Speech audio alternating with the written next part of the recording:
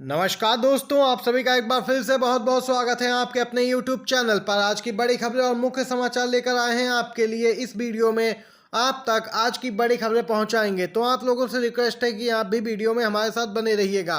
अगर आप लोग भी मानते हैं कि 2024 का चुनाव इंडिया गठबंधन भारी बहुमत से जीतेगा और केंद्र में सरकार बनाएगा, तो लाइक कीजिएगा वीडियो को और कमेंट बॉक्स में कमेंट जरूर कीजिए, बी सपोर्ट इंडिया गठबंधन। इस समय की बिग ब्रेकिंग न्यूज निकल के आ रही है दोस्तों। इस समय की बड़ी अपडेट निकल के आ रही है बिहार से, जहां पर सीएम नीतीश कुमार ने कर दिया है एक बड़ा खुलासा।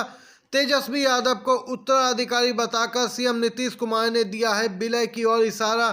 इस समय की अपडेट आप सभी को बताते चलें दोस्तों। आरजेडी और जेडीयू के विलय की खबर इस समय चर्चा का विषय बनी हुई है दोस्तों। सीएम नीतीश कुमार ने तेजस्वी यादव को अपना भविष्य बताकर बिहार की नई राजनीतिक जमीन की ओर इशारा कर दिया है। आप सभी को बताते चलें दोस्तों, मुख्यमंत्री नीतीश कुमार ने बातों ही बातों में बड़ी बात बताई है। उन्होंने कहा कि तेजस्वी यादव को बड़ी जिम्मेदारी दी जाएगी।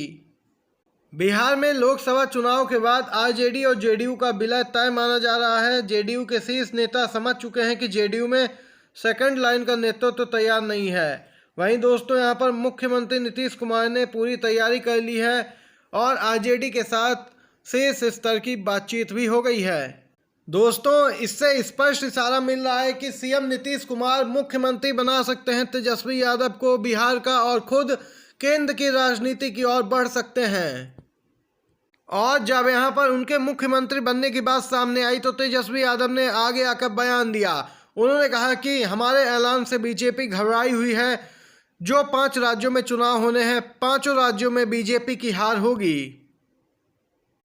5 राज्यों में विधानसभा चुनाव से पहले फिर से उठा है ईवीएम और वीवीपैट का मामला। कांग्रेस नेताओं ने उठाए हैं सवाल।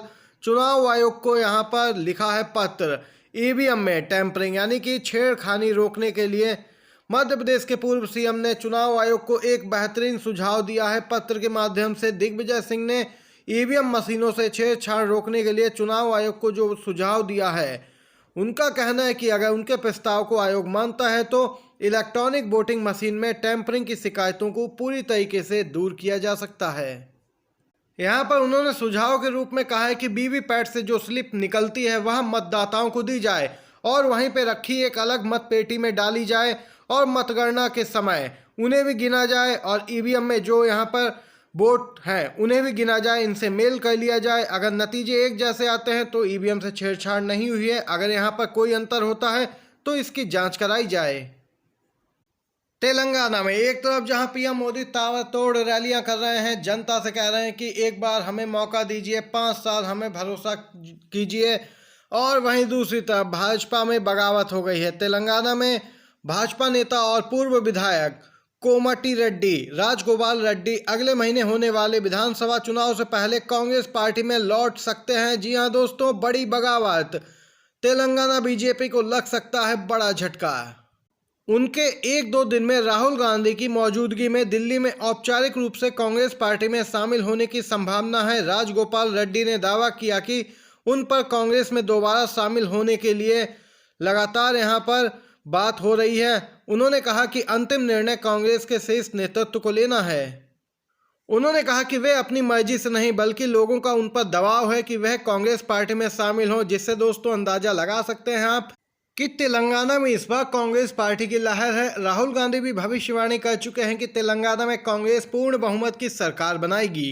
अगर आप भी राहुल गांधी के समर्थन में हैं दोस्तों तो जरूर लिखे कमेंट बॉक्स में बी सपोर्ट राहुल गांधी। अगली खबर की तरफ चलते हैं दोस्तों। राजस्थान विधानसभा चुनाव से पहले बीजेपी में बड़ी बगावत। जी हां, उम्मीदवारों की सूची पर बीजेपी में बवाल। राजसमंद में ऑफिस में तोड़फोड़, प्रदेश अध्यक्ष के घर पर किया गया पथराव। दोस्तों, एक बार यहां पर फिर से बीजेपी में घमासान देखने को मिल रहा है। इस बार राजस्थान से अपडेट है। राजस्थान में विधानसभा चुनाव के लिए बीजेपी द्वारा उम्मीदवारों की दूसरी सूची जारी किए जाने के बाद पार्टी में बवाल मच गया। पहली सूची के बाद जो हंगामा खड़ा हुआ था वह शांत नहीं हुआ और अब ये दूसरा हंगामा देखने को मिला है, जहां राजसमंद में पार्टी कार्यालय में तोड़फोड़ की गई। वहां मौजूद कांग्रेस के कुछ नेताओं की यहां पर बीजेपी कार्यकर्ताओं ने पिटाई कर दी और वहीं बीजेपी प्रदेश अध्यक्ष सीपी जोशी के घर पे भी बीजेपी कार्यकर्ताओं ने पथराव किया है, नाराज हैं कि उनके नेता को टिकट नहीं दिया गया है। बीजेपी कार्यकर्ता सड़कों पर उतर आए हैं, नाराज दिख रहे कार्यकर्ताओं ने बाहरी उम्मीदवारों को टिकट देने के पार्टी के कदम का विरोध किया है। 2024 में बीजेपी की विदाई है तय, सीएम केजरीवाल ने दोस्तों इस समय कर दिया है एक बड़ा खुलासा, जिसके बाद बीजेपी खेमे में हड़कंप सा मच गया है। सीएम केजरीवाल ने बीजेपी को निशाने पर लिया। बीजेपी को 2024 में सत्ता से हटाना ही सबसे बड़ी देशभक्ति कहलाएगी। इंडिया गठबंधन ने लोगों में एक नई उम्मीद की किरण जगाई है। दोस्तों यहाँ पर सीएम केजरीवाल ने कहा है कि ये लोग सिर्फ झगड़ा, लड़ाई, गुंडागर्दी, भ्रष्टाचार और लूटपाट करते हैं और इनकी सरकार में ये चरम पर भी है, क्योंकि इनकी पार्टी में इसी से संबंध रखने वाले लोग भरे हुए हैं। आज देश के सामने महंगाई, बेरोजगारी और भ्रष्टाचार 3 सबसे बड़ी समस्याएं हैं, इसलिए 2024 का चुनाव बहुत ही महत्वपूर्ण है। उन्होंने कहा कि पहले बीजेपी को कोई भी विकल्प दिखाई देता था, मगर जब से इंडिया गठबंधन बना है लोग कहने लगे हैं इंडिया गठबंधन टिक गया। तो 2024 में भाजपा की सरकार नहीं बनने वाली है। दोस्तों आप लोग सहमत हैं इस खबर से या नहीं? अपनी राय जरूर बताइए। अगर आप भी इंडिया गठबंधन के सपोर्टर हैं तो जरूर लाइक कीजिएगा वीडियो को। एक और खबर की तरफ चलते हैं। आंकड़े नहीं, पीएम झूठ बोलते हैं। कांग्रेस बोली मोदी सरकार में अमीर मालामाल हुए, गरीबों की आय में आई कमी। कांग्रेस ने बड़ा आरोप लगाया कि पीएम मोदी के नेतृत्व वाली सरकार में अमीरों और मध्यम वर्ग के बीच खाई लगातार बढ़ रही है, क्योंकि वित्त वर्ष 2019 से 2022 के दौरान सबसे अमीर लोगों की आय में जहां इजाफा हुआ तो वहीं मध्यम वर्ग की आय में कमी आई है। जयराम रमेश ने आरोप लगाया है कि कोई भी अगर रिपोर्ट सार्वजनिक की जाती है तो बीजेपी वाले उसे झुठलाने लगते हैं और सच मानने को तैयार नहीं है। जयराम रमेश ने कहा कि आंकड़े झूठ नहीं बोलते हैं, सिर्फ प्रधानमंत्री झूठ बोलते हैं। 5 राज्यों में विधानसभा चुनाव होने वाला है, उससे पहले यहाँ पर एक के बाद एक कई रिपोर्ट सामने निकल के आ रही हैं। हंगर इंडेक्स भी सामने निकल के आया जिसे बीजेपी के नेता झुठलाने लगे। सीएजी रिपोर्ट भी निकल के आई कि भ्रष्टाचार घोटाला हुआ, जिसे बीजेपी ने मानने से इनकार कर दिया है। इसी पूरे मामले पर कांग्रेस पार्टी ने जमकर घेरा है केंद्र की मोदी सरकार को। दोस्तों ये अपडेट निकल के आई। अगली खबर की तरफ चलते हैं। अखिलेश यादव भावी प्रधानमंत्री, लखनऊ की सड़कों पर लगे हैं पोस्टर। दोस्तों पूर्व सीएम अखिलेश यादव इन दिनों चर्चा में बने हुए हैं, खास तौर पर इंडिया गठबंधन में उनके टसन को लेकर। जहां मध्य प्रदेश में कांग्रेस के साथ सीट बंटवारे पर वह 2-2 हाथ करने पर उतर आए। उनका सख्त रूप भी सामने आया, जिसमें उन्होंने उत्तर प्रदेश कांग्रेस चीफ अजय राय को यहाँ पर खूब खरी खोटी भी सुनाई। उत्तर प्रदेश के पूर्व सीएम और सपा चीफ अखिलेश यादव का लखनऊ में एक पोस्टर देखा गया, जिसमें उन्हें देश का भावी प्रधानमंत्री बताया गया है।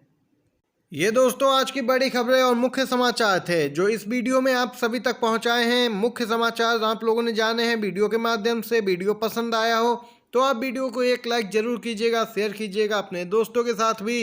वीडियो देखने के लिए आप सभी का बहुत बहुत धन्यवाद। जय हिंद, जय भारत।